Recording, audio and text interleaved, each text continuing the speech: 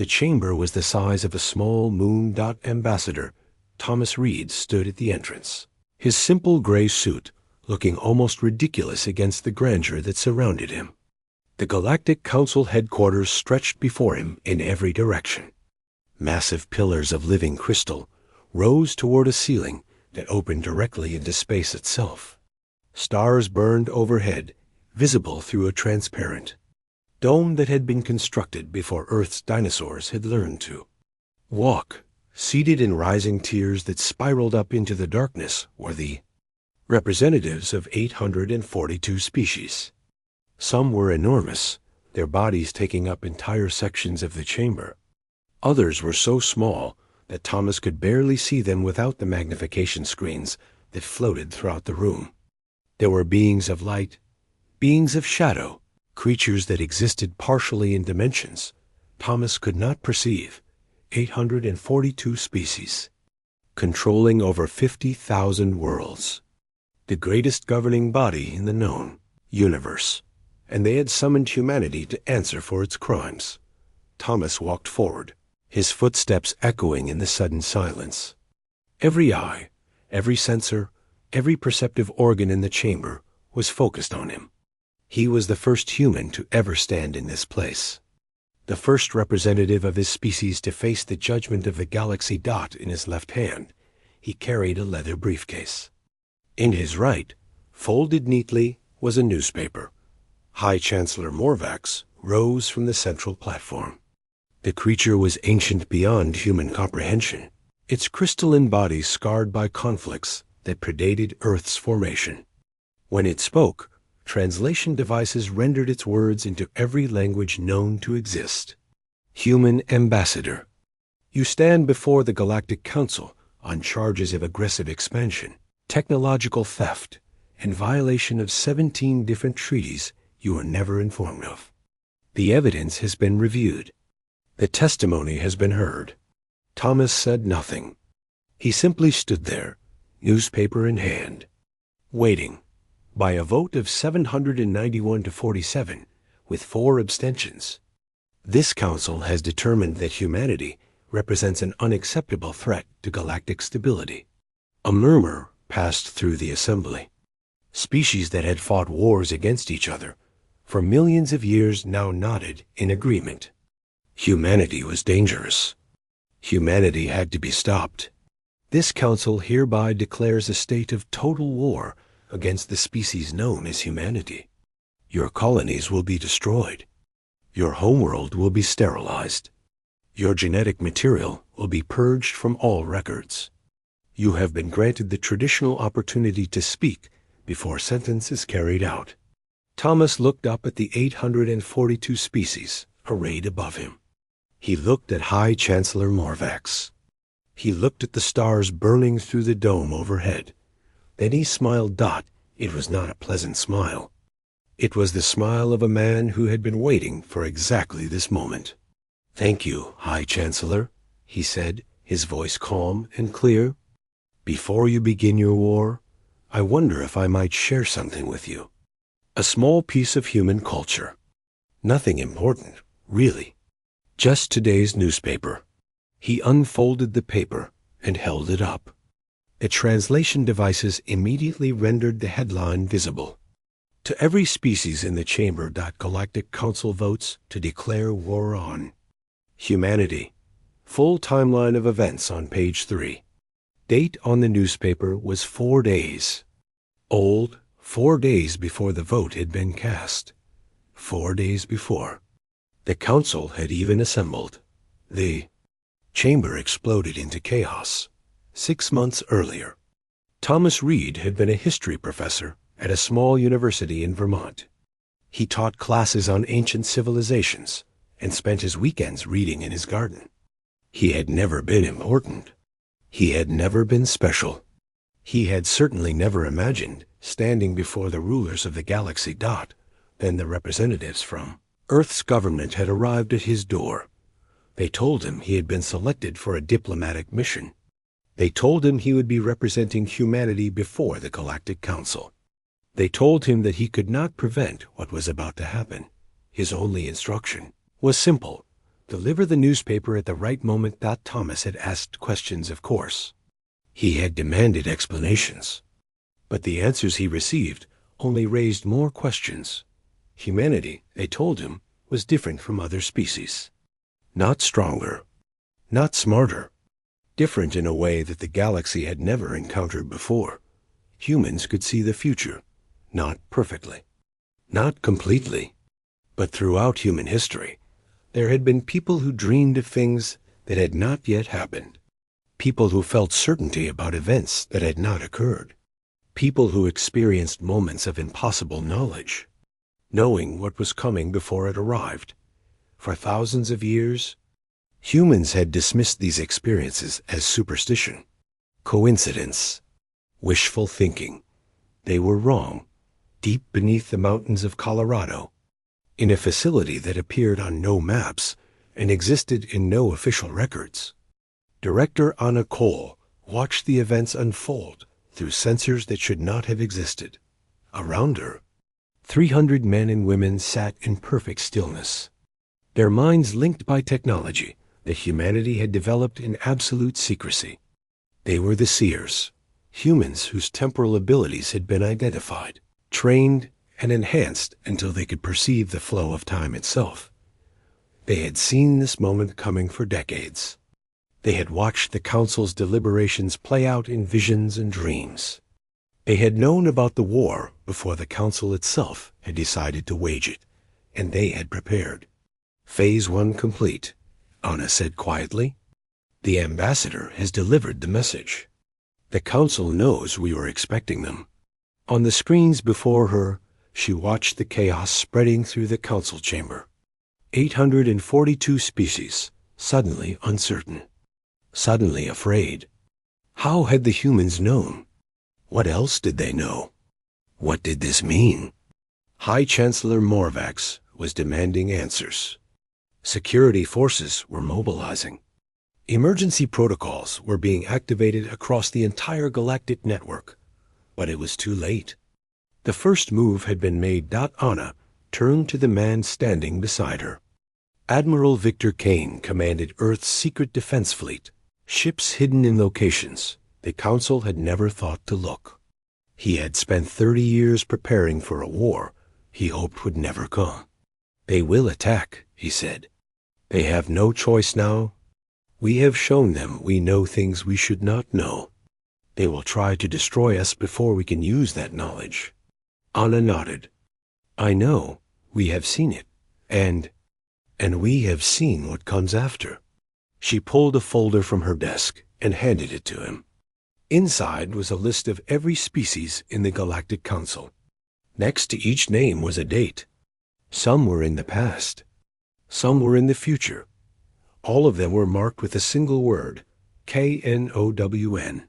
We know everything they are going to do, Anna said. Every attack they will launch. Every strategy they will employ. Every secret they think is hidden. We have been watching them for longer than they can imagine. Admiral Kane stared at the list. How long? Anna smiled. It was the same unsettling smile that Thomas Reed had shown the Council. Long enough. In the Council chamber, Thomas Reed stood calmly as security forces surrounded him. They demanded to know how he had obtained the newspaper. They demanded to know what other information humanity possessed. They threatened him with immediate execution. Thomas said nothing. He simply reached into his briefcase and pulled out another newspaper. This one was dated 1 week in the future. The headline read, Galactic Council First Strike Fails. Humanity remains unharmed. The security forces fell silent. High Chancellor Morvax stared at the paper with something that might have been fear. You cannot win this war, Thomas said quietly. We have already seen how it ends. But we are prepared to offer you a choice that could change everything. He reached into his briefcase one final time and pulled out a third newspaper. The oldest one. The one that would change the galaxy forever. But before he could show it to them, alarms began to sound throughout the chamber. The Council's military fleet had been activated. The war had begun. The first ships arrived in Earth's solar system 3 hours after the declaration of war. Grand Commander Thiessen stood on the bridge of the flagship Eternal Judgment, watching the blue planet grow larger on the view screen. Around him, 4,000 warships from 200 species held formation. It was the largest fleet ever assembled for a single campaign. Enough firepower to crack a world in half. The humans had no chance. Intelligence reports showed that Earth possessed perhaps 150 defensive vessels. Primitive weapons. No shield technology worth mentioning. Standard protocols would be more than sufficient. Thiessen had personally overseen the destruction of 17 species. He knew how this would end. The humans would panic. They would beg. They would offer anything to survive. And then they would die, like all the others before them. "All ships report ready," his tactical officer announced. "Awaiting your command." Thiessen raised one clawed hand. "Begin the assault. Target their orbital installations first. Let them watch their defenses burn before we move on their cities." The fleet opened fire, and nothing happened. Thiessen stared at the view screen, confusion replacing confidence. The weapons had fired. He had seen the energy signatures. But the beams, the missiles, the plasma charges that should have annihilated everything in their path simply vanished. They ceased to exist in the moments before impact, as if they had never been fired at all. "Report," he demanded. "Unknown interference, Commander. Weapons are functioning normally, but ordnance is not reaching targets. No explanation. Fire again. Full barrage." The fleet unleashed everything it had. 10,000 weapons of every conceivable type, enough destructive power to sterilize a dozen worlds. All of it aimed at the tiny blue planet hanging in the darkness. None of it landed. On the surface below, Thomas Reed watched the failed assault through sensors that had been hidden in plain sight for decades. Around him, the command center buzzed with activity as technicians monitored systems the Council had never imagined. "Phase 2 is holding," Director Cole reported. "The temporal shields are absorbing everything they throw at us." Thomas nodded. The shields were humanity's greatest secret. Not defensive barriers in the traditional sense, but something far stranger. The Seers had learned to perceive the moments when weapons would impact, and they had learned to simply remove those moments from the timeline. The attacks were happening. They just never reached the point where they caused damage. It was impossible. It violated every law of physics the Council understood. But humanity had spent 50 years learning to break those laws. "How long can we maintain this?" Thomas asked. "Long enough." Director Cole pulled up a display showing the Council fleet. "But we need to move to Phase 3 soon." "They will adapt." "They always do." Thomas looked at the image of the enemy ships. 4,000 vessels crewed by beings who wanted to destroy his entire species. He should have felt fear. Instead, he felt something closer to sadness. "They do not understand," he said quietly. "They think this is about survival. They have no idea what we are really trying to do." In orbit, Grand Commander Thiessen was running out of options. He had tried every weapon in his arsenal. He had attempted to land troops, but the transport ships lost navigation the moment they entered Earth's atmosphere. He had tried jamming communications, but the humans seemed to know his orders before he gave them. Every strategy, every tactic, every desperate gambit failed before it could begin. His fleet was intact. His crews were unharmed. But they could not touch the planet below. Then the human ships appeared. They emerged from nowhere. Not from behind planets or moons, not from hidden bases in the asteroid belt. They simply appeared, as if they had always been there, and Thiessen had somehow failed to notice them. Not 150 ships. 1,200, armed with weapons that made Thiessen's blood run cold. "All ships, defensive formation," he ordered, fighting to keep his voice steady. Prepare for engagement. But the human fleet did not attack. They simply took position, surrounding the Council armada like a net drawn tight around prey. Then a transmission came through on all frequencies. Grand Commander Thiessen. The voice was calm, almost friendly. This is Admiral Kane of Earth's Defense Force. We have been expecting you. Thiessen found his voice. You cannot defeat us. Our fleet outnumbers yours. Retreat now, and we may show mercy. Commander, with respect, your weapons do not work. Your troops cannot land. Your ships cannot advance. We have been watching your preparations for months. We know every contingency you have planned. We know the name of every officer in your fleet. We know the security codes for your flagship's self-destruct sequence. Thiessen felt ice form in his chest. Those codes were known only to him. Not even his senior officers had access. How? He whispered, "Because we have already seen this conversation, Commander. We saw it weeks ago, in dreams and visions. We have been preparing our responses since, before you left your homeworld. This war was lost before it began." Thiessen cut the transmission and turned to his tactical officer. "Contact the Council. Tell them we need reinforcements. Tell them the humans are more dangerous than we imagined. Commander, communications with the Council are being jammed. We cannot reach anyone outside this system. Then we fight alone. All ships advance. If our weapons will not work at range, we will ram them. We will sacrifice every vessel if necessary." The Council fleet surged forward, and then, across 4,000 ships, every screen lit up with the same message. Personal messages. Messages that should have been impossible for the humans to know. Thiessen watched as his crew members received information about their families, their secrets, their hidden shamans. Private communications they had thought were secure. Debts they had concealed. Affairs they had hidden. Crimes they had committed and buried. The humans knew everything. Within an hour, the Council fleet was in chaos. Species turned against each other as old secrets were revealed. Alliances crumbled. Trust evaporated. Ships began to fire on each other as crews realized that someone on their own bridge had betrayed them years ago. Thiessen sat in his command chair, watching his fleet tear itself apart. The humans had not fired a single shot. They had simply told the truth. On Earth, Thomas Reed watched the destruction with a heavy heart. "We did not want this," he said quietly. "We did not want to break them." Director Cole stood beside him.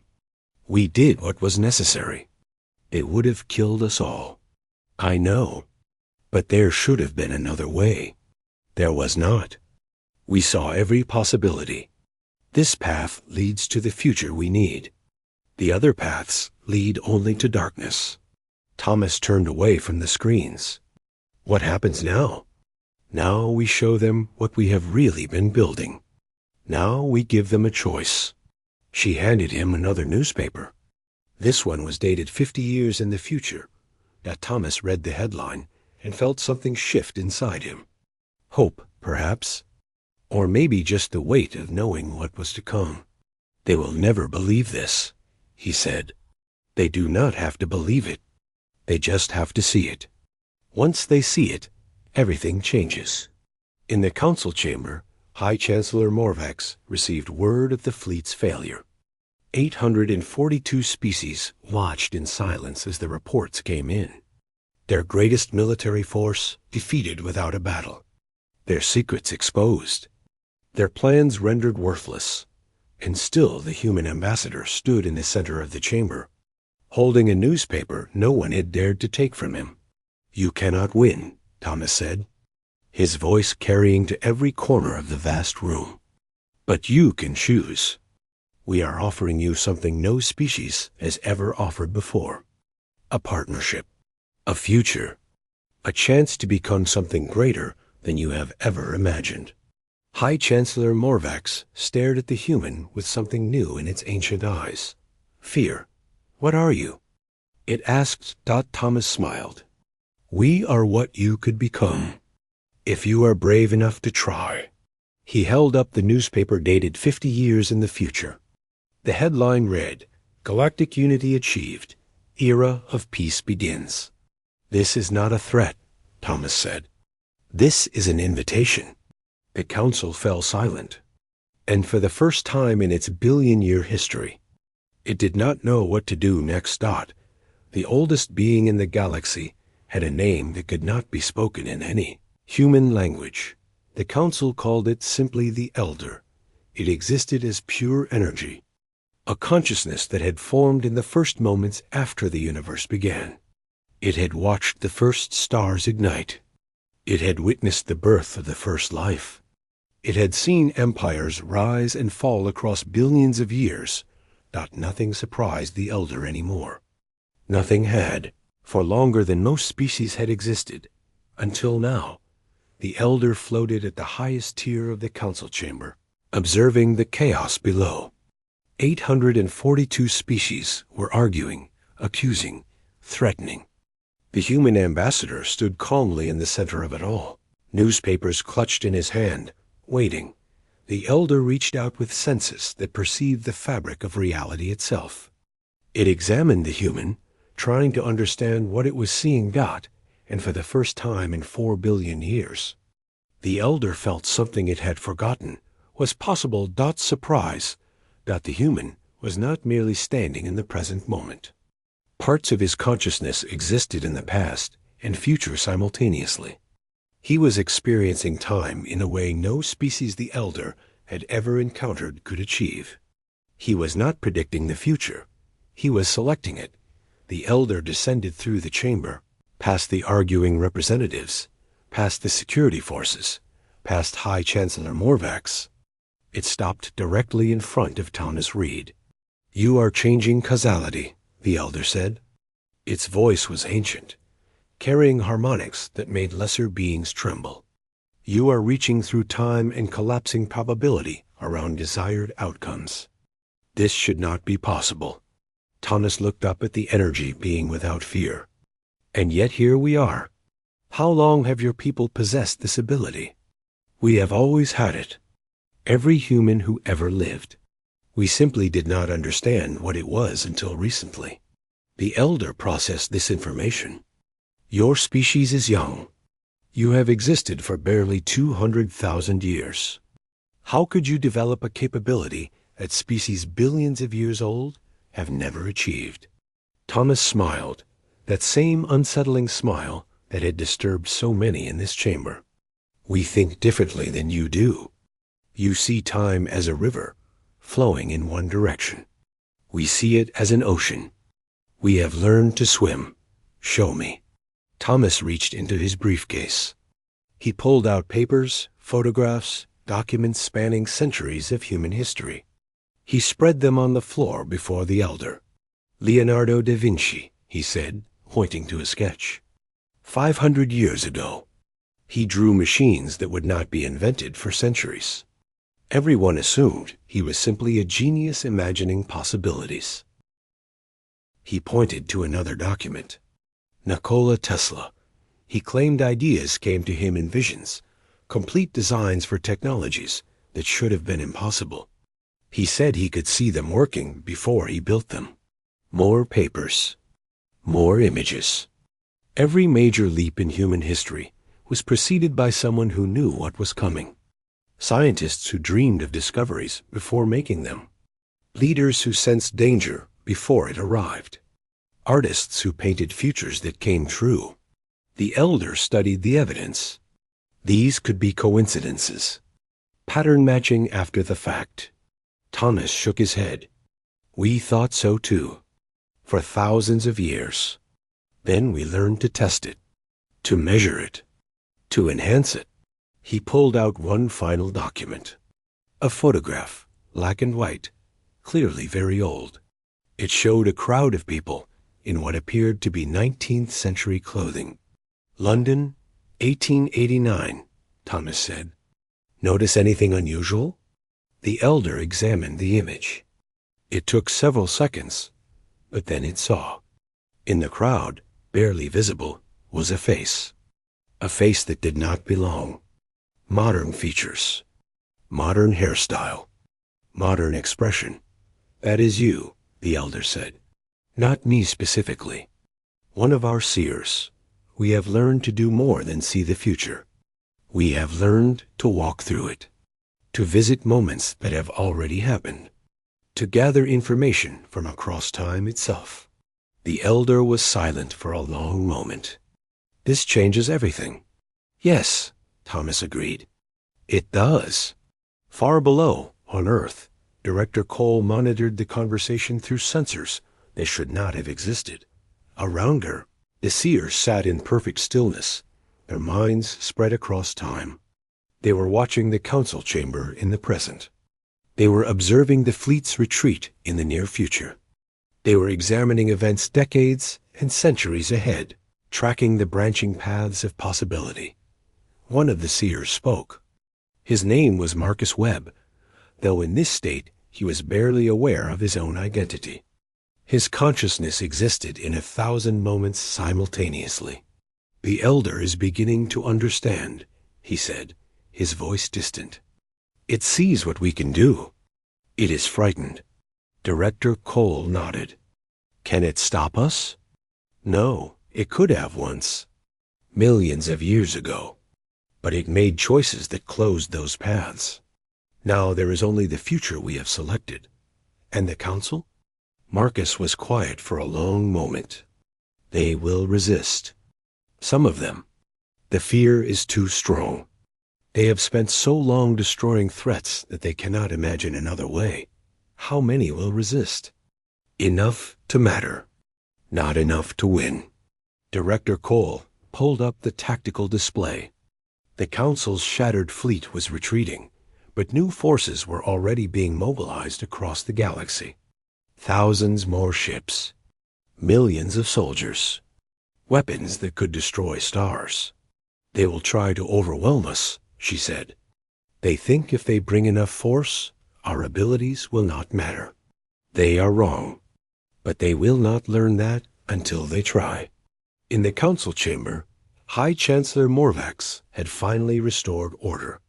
The representatives had stopped arguing, their attention focused on the confrontation between the elder and the human ambassador. We demand to know the extent of your abilities, Morvax announced. We demand access to your technology. We demand guarantees that you will not use these powers against the Council. Thomas turned to face the Chancellor. You are not in a position to demand anything. We have fleets across the galaxy. Resources beyond your comprehension. We can siege your system until your people starve. You could try. It would not work. Explain. Thomas pulled out another newspaper. The pages were different from the others, the text printed in a language the translation devices struggled to interpret. This is tomorrow's news, he said. Not from Earth, from your homeworld, Chancellor. From the capital city of the Morvax Empire. The Chancellor's crystalline body flickered with color, shock, fear, disbelief. The headline describes an accident at your central power facility. A cascade failure that will leave 3 million of your people without heat or light for several days. A minor inconvenience, really. No one will die. Thomas set the newspaper down carefully. But we could have chosen differently. We could have selected a timeline where that cascade failure was much, much worse. We did not. Because we are not your enemies, Chancellor. We never were. Silence filled the chamber. 842 species contemplated the implications. You can control what happens on our worlds?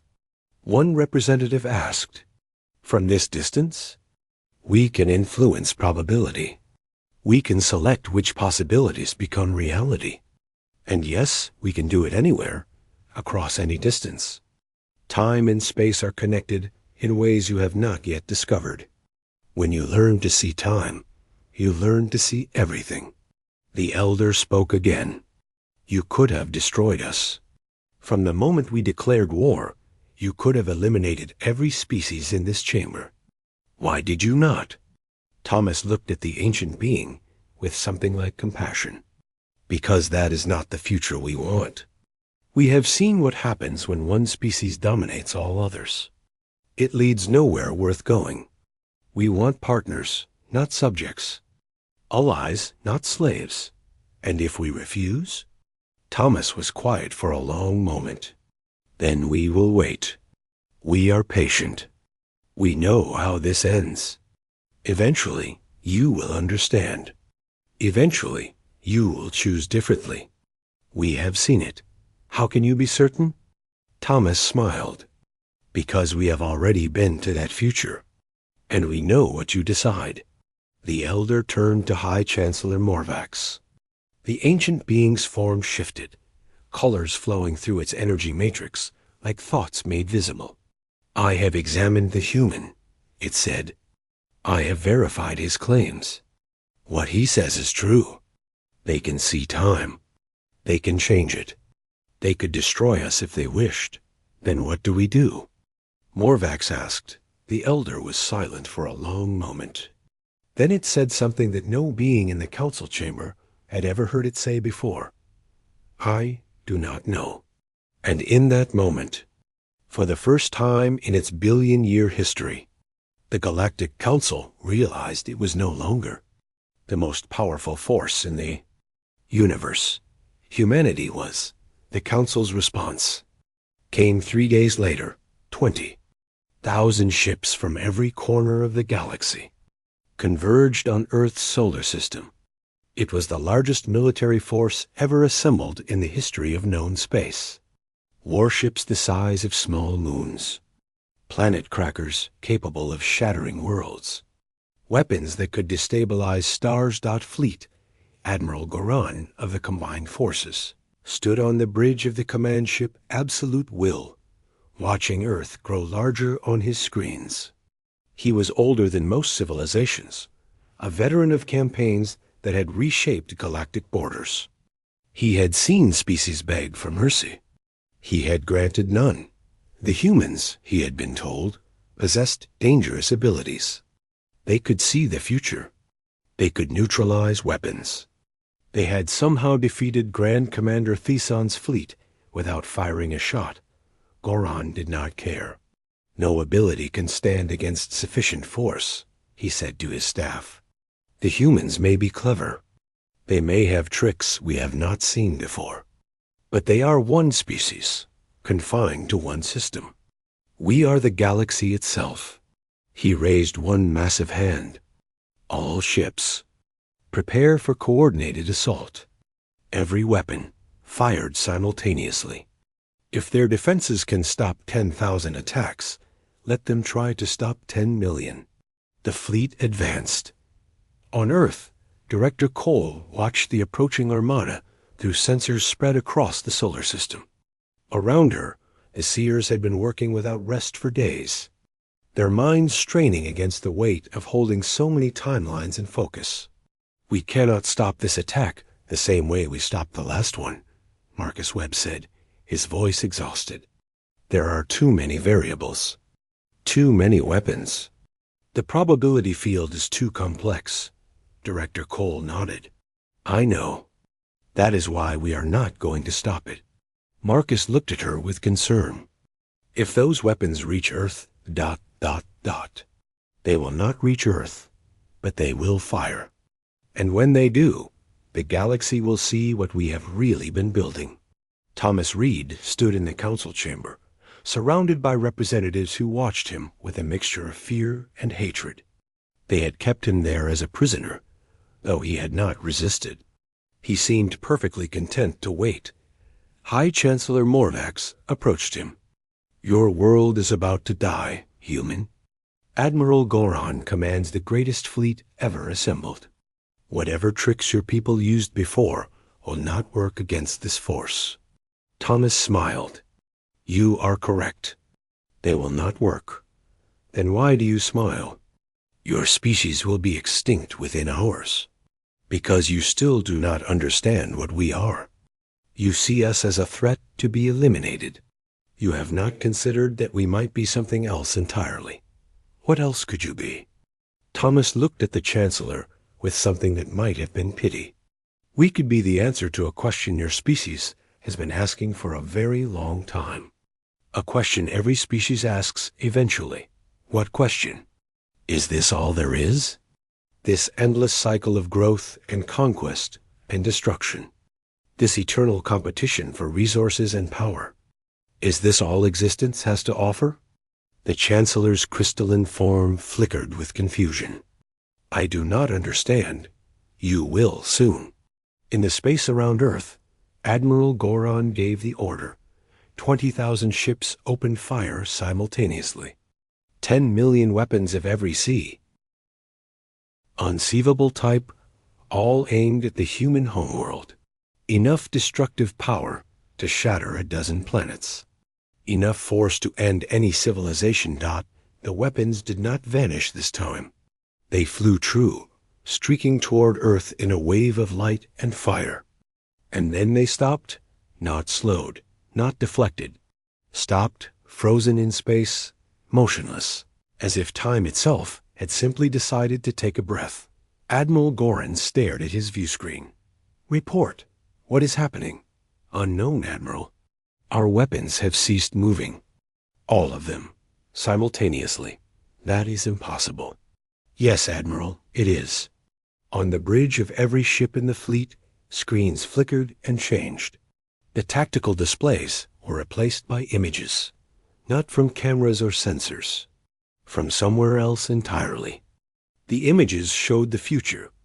Each crew member saw something different. Personal futures. Private moments that had not yet occurred. Children being born. Loved ones dying.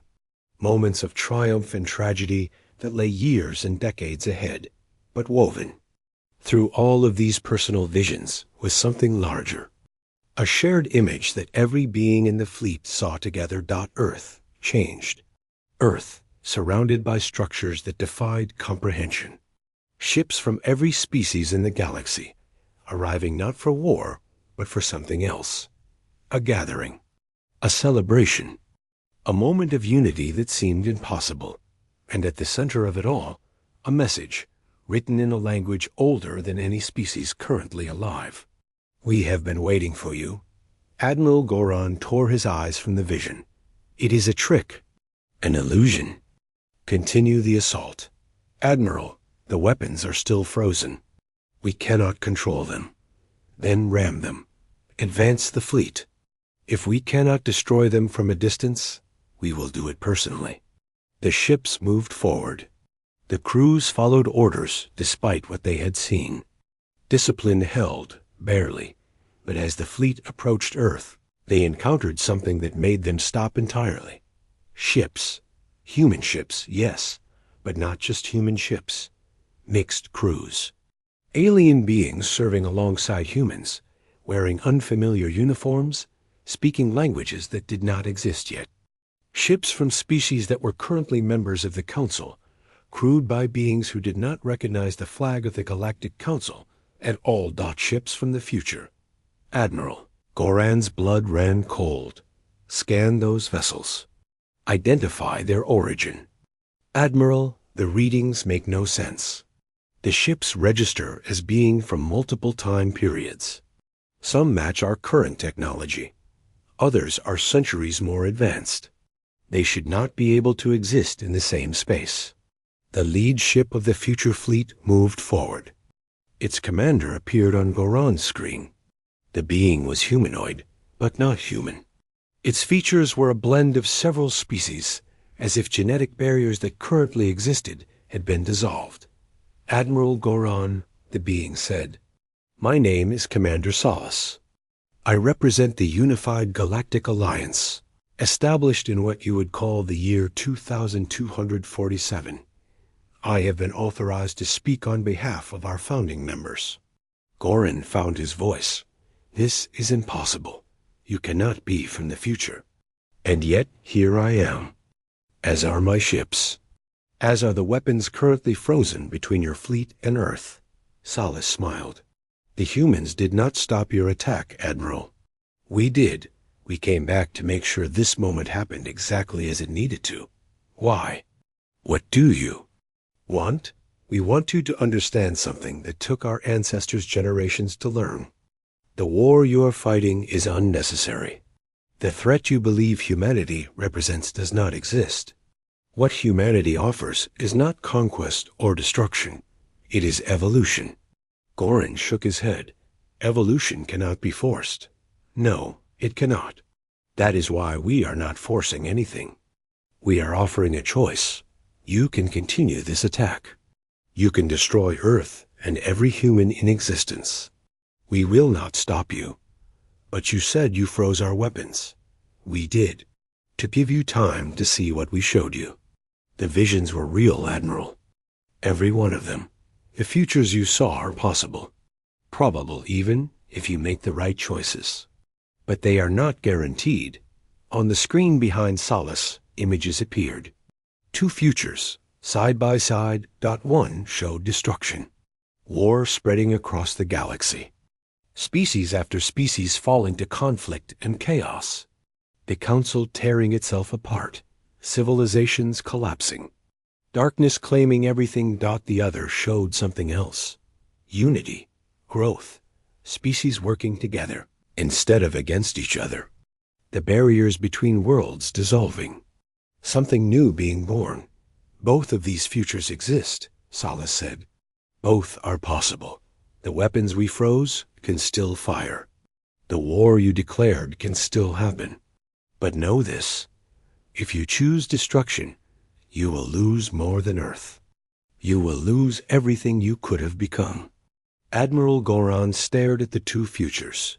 He thought of his own people, his own children, the visions he had seen. Why should I believe any of this? He asked.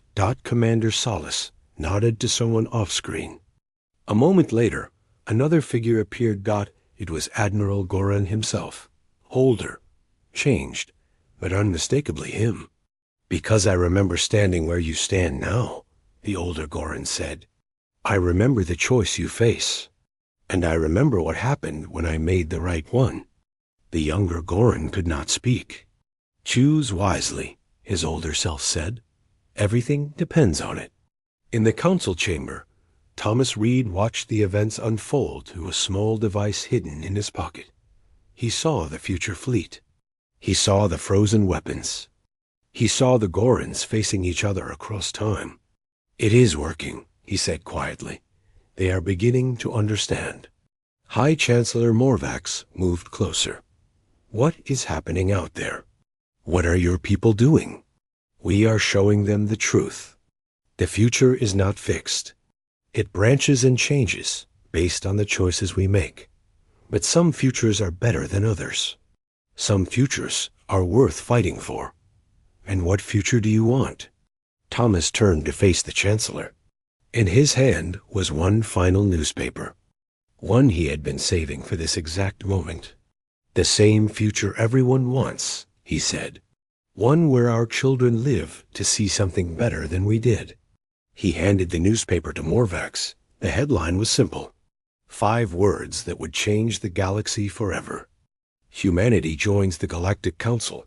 The date was tomorrow. The weapons fell harmlessly into space. Admiral Goran gave the order himself. Stand down. Withdraw.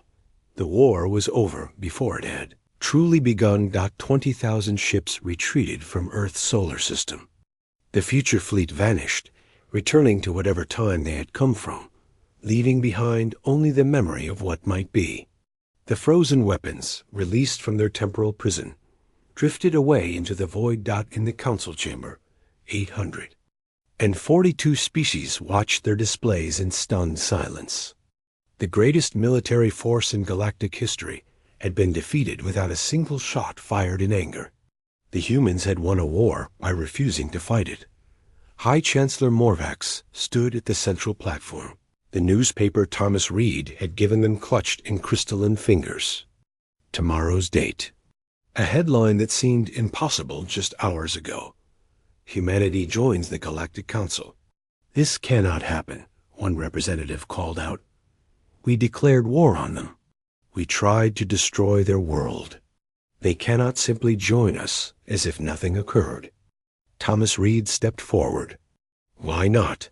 Because you are dangerous. Because you have abilities that threaten everything we have built. Because we cannot trust you. You are right about all of those things, Thomas said. We are dangerous. Our abilities do threaten your current way of doing things. And you have no reason to trust us. Not yet. He paused, looking up at the assembled representatives. But consider what we could have done. We could have destroyed your fleets. We could have exposed every secret your governments have hidden. We could have reached back through time and prevented your species from ever becoming spacefaring. We have that power. We have had it for decades. Silence filled the chamber. We chose not to use it. We chose to defend ourselves without killing. We chose to show you the future instead of forcing you into it. We chose this path because we believe something that you have forgotten. What is that? The elder asked, its ancient form pulsing with curiosity. That the purpose of power is not domination. It is protection. We did not develop these abilities to conquer the galaxy.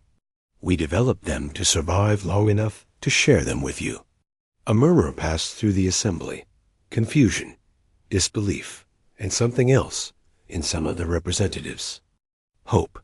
Director Cole arrived in the chamber 3 hours later, transported by one of humanity's temporal vessels. She carried a device that looked like a simple metal sphere, but contained more advanced technology than most species had ever imagined. This is a temporal awareness node, she explained to the gathered council, calibrated for non-human neurology. With this device, your species can develop the same abilities humans possess. The power to perceive probability. The power to select between possible futures. The power to see time itself. You are giving us your greatest weapon? A representative asked. We are giving you a tool, Director Cole corrected. What you do with it is your choice. You can use it for warfare if you wish. You can use it to gain advantages over your rivals. But we believe you will choose differently. Why do you believe that? Because we have seen it. The futures where you use this technology for domination are short and dark. The futures where you use it for cooperation are long and bright. When you can see both paths clearly, the choice becomes obvious. The elder moved to examine the device. Its energy form surrounded the sphere, probing its structure with senses that had existed since the beginning of time. This is genuine, it said finally. This technology could transform any species that uses it correctly. High Chancellor Morvax stepped forward. And what do you want in return? Thomas answered, partnership. We want to join the council. We want to help you build a better future. Not because we need you, but because the best futures we have seen are the ones where we work together. How do we know this is not a trap? How do we know you will not use your abilities to control us once we lower our defenses? Thomas smiled. You do not know. That is what trust means. You take a risk, hoping the other party will honor their commitments. We are taking the same risk with you. We could have hidden from the galaxy forever. We could have manipulated events from the shadows. Instead, we revealed ourselves. We showed you everything. He gestured at the newspapers scattered around the chamber. We gave you our greatest secrets. The ability to see the future. The knowledge that we have been watching you for centuries. The truth about what we can do. If we wanted to control you, this is the last thing we would have done. The elder spoke again. I have existed since the universe was young. I have watched countless species rise and fall. I have seen wars and peace, empires and republics, hope and despair. In all that time, I have never encountered a species like humanity. Is that a good thing or a bad thing? Thomas asked. I do not know yet, but I believe it deserves investigation. The elder turned to address the full council. I vote to accept humanity's proposal. Let them join us. Let us learn from them. Let us see if the future they promise is real. The vote took 7 hours. Representatives argued. Factions formed and dissolved. Old enemies found themselves agreeing while old allies disagreed. It was chaos, but it was productive chaos. It was the sound of a civilization reconsidering everything it believed. When the final tally was announced, the result was clear: 612 to 230. With humanity's own vote abstained, the Galactic Council had voted to accept humanity as a full member. 1 year later, the first class of non-human students arrived at Earth's Institute for Temporal Studies. They came from every corner of the galaxy. Young beings chosen for their potential, their openness, their willingness to see the universe in a new way. They walked through halls where humans had learned to perceive time itself, and they began their own journey toward abilities they had thought impossible. Thomas Reed, now Earth's permanent ambassador to the Council, watched them arrive from a window in his office. He was older now, the stress of the past year showing in new lines on his face. But his eyes held something that had not been there before. Peace. Director Cole entered behind him. The Council has approved the next phase. They are ready to begin construction. Thomas nodded, still watching the students below. And the military expansion proposals? Rejected, unanimously. They saw the futures where they built larger fleets. None of them ended well. Good. Cole joined him at the window. You know, some of us never believed this would work. The Council had been hostile to newcomers for millions of years. We calculated the probability of them accepting our offer at less than 30%. 32%, Thomas corrected. I saw the reports, so why did you agree to do this?